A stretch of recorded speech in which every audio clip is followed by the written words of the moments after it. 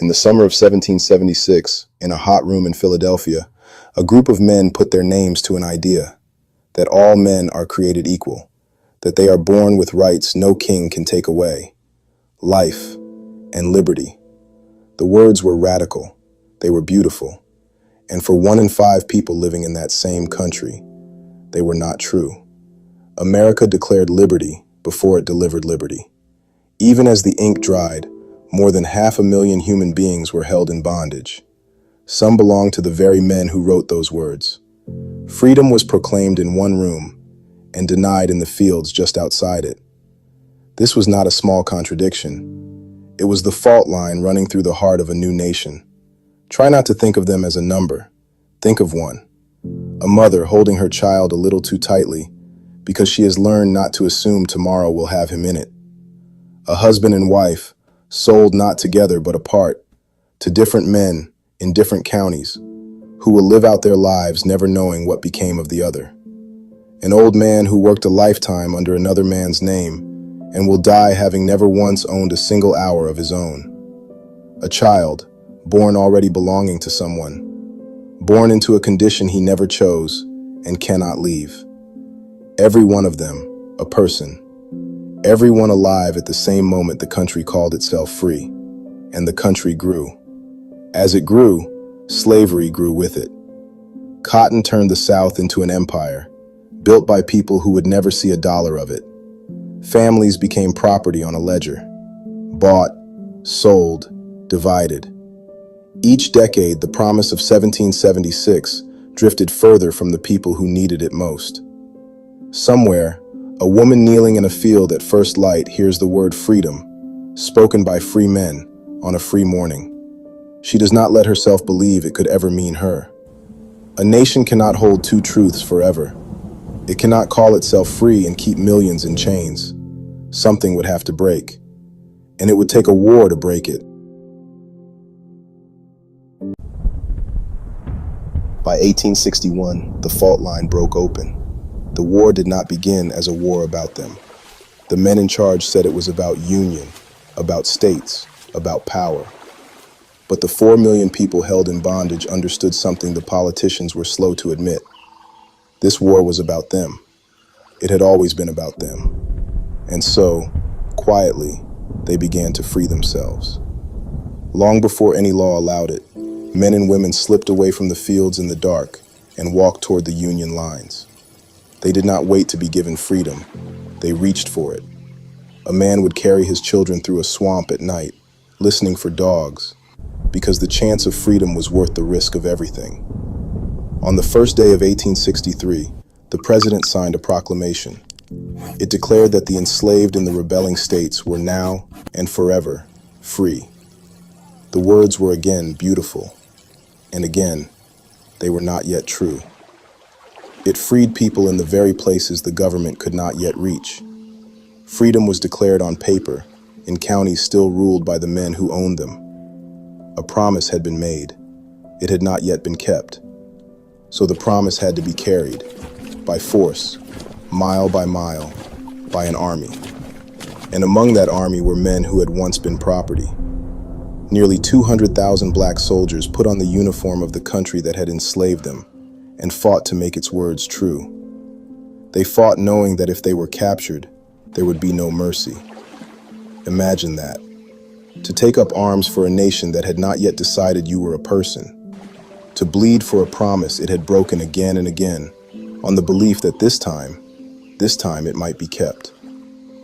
By the spring of 1865, the war was ending, and freedom was finally moving across the land, slowly, unevenly, arriving in some places years after it had been declared, and in others, not yet at all.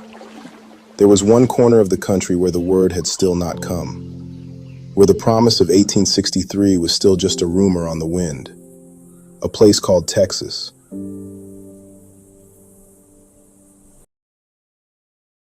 It came on the 19th of June, not as a battle, not as a thunderclap. It came as a man reading words from a piece of paper. In Galveston, Texas, a Union general stood and read aloud an order. General Order Number 3. It said, in plain words, that all slaves were free, that those who had been owned and those who had owned them were now equal in their persons and in their rights. The war had been over for more than 2 months. The proclamation was 2.5 years old. For 900 days, 250,000 people in Texas had been free by law and never told. Freedom had been theirs the whole time. Someone had simply kept it from them.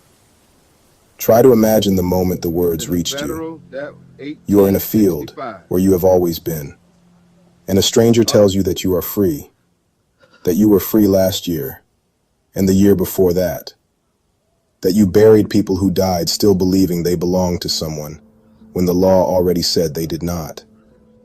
What do you do with a moment like that? Some people fell silent, some wept, some could not move at all, and some put down what they were holding and walked, not toward anything in particular, just away. Because for the first time in their lives, no one could tell them not to. There was an old man, they say, who had waited so long he no longer expected it. And when he finally heard the words, he did not shout. He simply took off his hat and stood and let the mourning fall on his face. This was the day the promise was finally kept. Not in 1776, when it was written, not in 1863, when it was declared, but here, on the 19th of June, 1865, in a field in Texas, for the last people in America still waiting to hear that they were free. They gave the day a name. They made it their own. They called it Juneteenth. For about 12 years, something happened that history barely knows what to do with. The war was over. Slavery was abolished. And for a brief window, brief enough that most people don't know it existed, the country tried to keep the promise. Black men voted. In South Carolina, in Mississippi, in Georgia, they voted in numbers that would not be matched again for nearly a century. Black men sat in the United States Congress.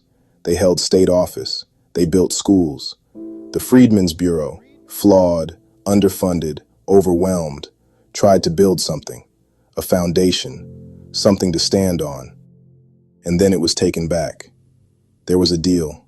1877. A disputed presidential election, a backroom compromise, a handshake.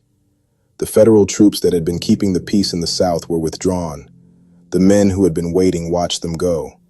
And then the waiting was over. What followed was not the chaos of war. It was quieter than that, and in some ways more complete. Laws, poll taxes, literacy tests designed to fail, grandfather clauses, separate schools, separate water fountains, separate everything. A system built law by law, year by year, to ensure that the freedom declared in 1865 would remain theoretical for as long as possible. Separate but equal, the Supreme Court said in 1896.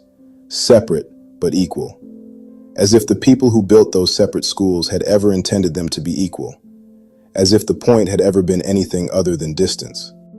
The promise of 1776 had been written. The promise of 1863 had been declared. The promise of 1865 had been kept for 12 years. And then it had been revoked, not with a battle, but with a law, a ruling, a deal struck in a room.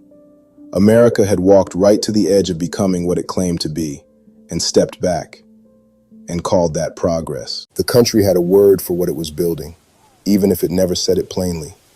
Segregation, separation, distance, enforced by law and, when law was not enough, by other means. After 1877, it moved fast. Faster than most people know. By the turn of the century, the black men who had sat in Congress were gone. The schools were separate. The railroads were separate. The courtrooms were separate. And so were the witnesses who testified in them, and the juries who never saw the evidence, because black Americans were no longer permitted to serve. Plessy, Verse, Ferguson, 1896. The Supreme Court looked at separate schools, separate cars, separate fountains, and called it constitutional, the law of the land. And behind the law, something the law did not name, but that everyone understood. The threat of what happened to people who stepped out of line, who registered to vote, who built something that someone else wanted, who forgot their place, which was the word used for a position no free person should ever have had to occupy. Thousands of people were lynched in America between the end of Reconstruction and the middle of the 20th century. The Senate tried to pass anti-lynching legislation 3 times. It failed 3 times. The federal government did not intervene, but people moved. That is what happens when a country will not give you its promise. You take yourself somewhere else and build it anyway. Between 1910 and 1970, more than 6 million Black Americans left the South. Not just leaving a place, leaving a system, carrying everything they knew into cities that didn't quite know what to do with them, but that at least didn't have the same laws on the books. It wasn't freedom, but it was motion. And motion is how you stay alive when standing still is not an option. In 2021, the United States Congress voted to make Juneteenth a federal holiday, 156 years after the day itself. That's a long time to wait for a name. But that's not quite the right way to think about it. The people who celebrated Juneteenth did not wait for permission. They kept the day themselves. Through Reconstruction, through Jim Crow, through the Great Migration, through decades when celebrating Black freedom was something you did quietly or not at all. They kept it. And when the world finally caught up, the day was already there.